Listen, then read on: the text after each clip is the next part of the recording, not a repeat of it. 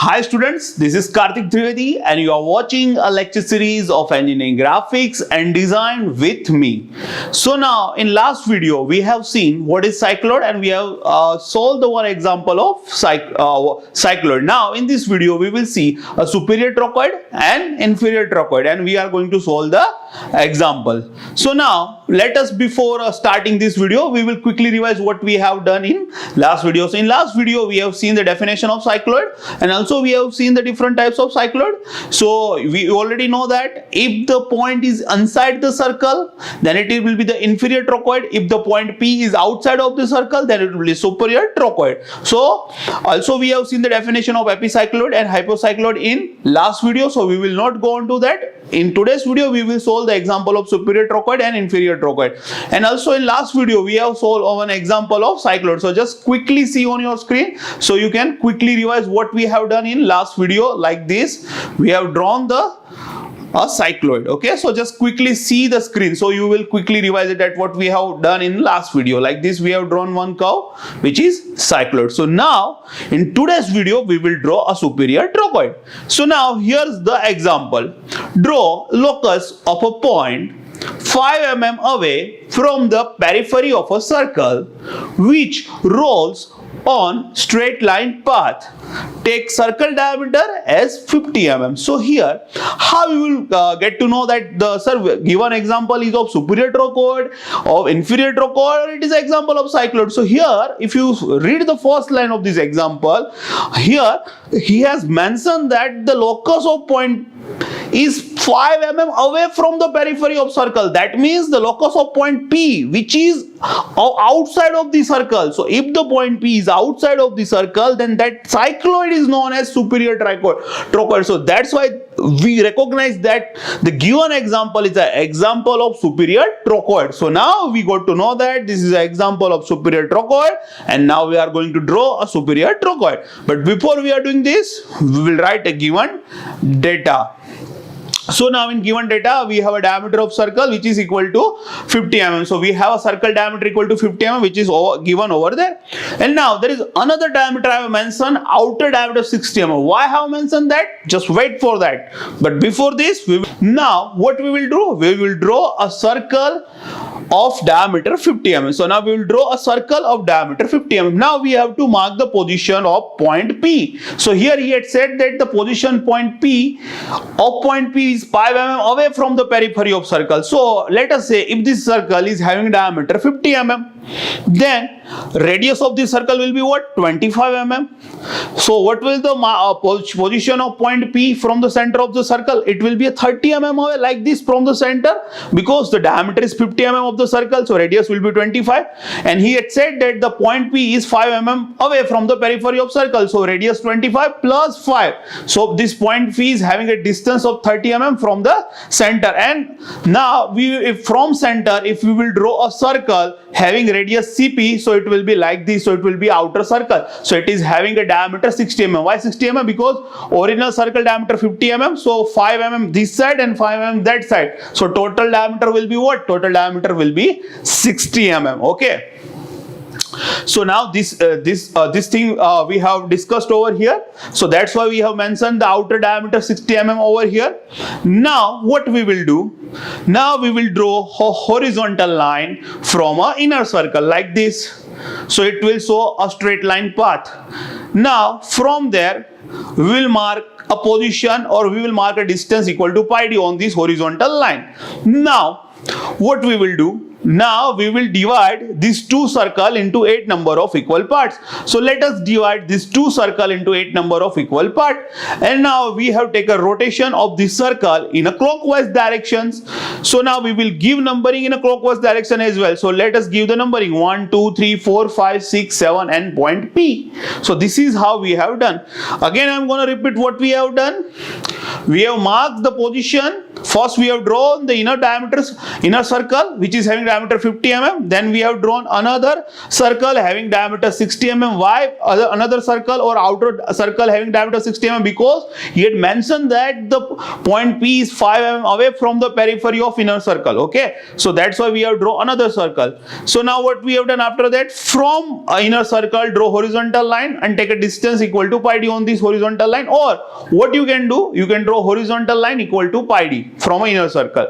Now we have to divide this both the circle into 8 number of equal part, and now we will consider a rotation of this circle in a clockwise direction. So we will give numbering in a clockwise like this: 1 2 3 4 5 6 7 and P. Now what we will do, from every division of this circle we will draw horizontal line. So let us, from point P you will draw horizontal line. So what we will do, so first, before we are doing this, first we will draw horizontal line from the center C of a circle. So let us draw from a center of C of a circle, draw horizontal line parallel to pi d like this. Now divide this line into 8 number of equal part and give a numbering like C1, C2, C3, C4, C5, C6, C7 and 8. Again I am going to repeat what you have to do. From center C of the circle you have to draw horizontal line which is parallel to pi d or having a length equal to pi d. So like this, and divide this line into 8 number of equal part like this. Okay, and give numbering C1, C2, C3, C4, C5, C6, C7 and C8. Okay, so now we have divided this line which is having a length equal to pi d, and we have divided this line into 8 number of equal part, and we have marked the point C1, C2, C3, C4, C5, C6, C7 and C8 over there. Now what we have to do, now we have to draw horizontal line from every division. So what we will do, from point P we will draw horizontal line parallel to the center line. From point 1 we will draw horizontal line parallel to this center line. So it will be like this. From point 2 we will draw horizontal line parallel to center line. So it will be going to coincide with the center line. From point 3 we are going to draw horizontal line parallel to center line. From point 4 we will going to draw a horizontal line parallel to center line. So it will be like this. So whenever you are going to draw horizontal line from point 1, it will automatically pass through the point 7 on the circle. When you draw a horizontal line from point 2, it will automatically pass through the point 6 of the circle. When you draw a horizontal line from point 3, it will automatically pass through the point 5 on a circle. Okay, so this is how we will draw a horizontal line from all the division. Now what we will do, first we will mark the position of the point P like this. Okay, now what you have to do, we have to do just same as we have done in a cycloid. Now take a distance equal to CP, C1 as a center, put an arc on a horizontal line which is passing from point 1. Whenever intersect, it will be a point P1. Same process, take a distance equal to CP, C2 as a center, put an arc on a horizontal line which is passing through point 2. Whenever intersect, it will be a point P2. Now take a distance equal to CP, C3 as a center, put an arc on a horizontal line which is passing through point 3. Whenever intersect, it will be a point P3. Again distance equal to CP, C4 as a center, put an arc on a horizontal line which is passing from point 4. Whenever intersect, it will be a point P4. Same way, for center C5, what we will do, take a distance equal to CP, C5 as a center, put an arc on a horizontal line which is passing from point 5. Whenever it intersect, it will be a point P5. For point P6, what we will do, now take a distance equal to CP, C6 as a center, put an arc on a horizontal line which is passing from point P6. Whenever it intersect, it will be a point P6. Now take a distance equal to CP, C1 as a center, put an arc on a horizontal line which is passing from point 7. Whenever intersect, it will be a point P7. Same way, now take a distance equal to CP, C8 as a center, put an arc on a horizontal line which is passing from point P. Whenever intersect, it will be a point P8. Now connect all these points from point P to P1, P2, P3 up to point P8 by a smooth curve like this. So it will be your superior trochoid. So now this is how you can solve the example. Same way, if you understand the superior trochoid, you can easily solve the example of inferior trochoid.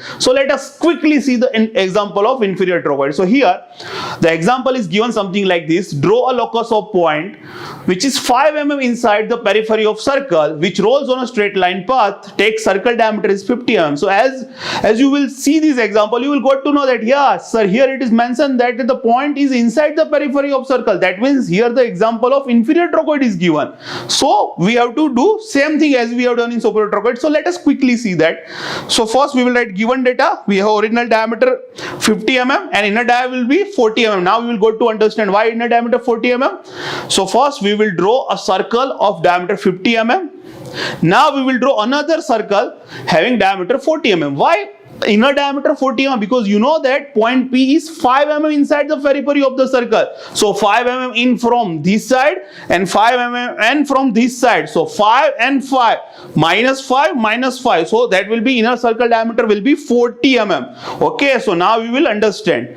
Now what we will do? We will divide the inner circle because we will require only inner circle because point P is on inner circle. So we will divide inner circle into 8 number of equal part and we take the rotation in clockwise direction. So we will give a numbering in a clockwise direction.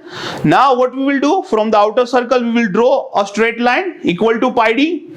Now what we will do, from center C of the circle we will draw horizontal line parallel to pi d and we will divide this line into 8 number of equal part, which we have done in the superior trochoid. Same procedure, C1, C2, C3, C4, C6, C7, C8. Now what we will do, from point P we will draw horizontal line, from point 1 we will draw horizontal line, so it will automatically pass from point P7. Now we will draw horizontal line from point 2, we will draw horizontal line from point 3, now we will draw horizontal line from point 4. So when you draw horizontal line from point 3, it will automatically pass through point 5. When you draw horizontal line from point 1, it will automatically pass through point 7. When you draw horizontal line from point 2, it will automatically pass through point 6. Now what you will do, you know that you will take a CP as a distance and C1 as a center, but before we will do it, we have to mark the position point P. Okay, over here. Now what we will do, we take a CP as a distance, C1 as a center, put an arc on a horizontal line which is passing through point 1. Whenever intersect, it will be a point P1. So now what we will do, CP distance will remain the same.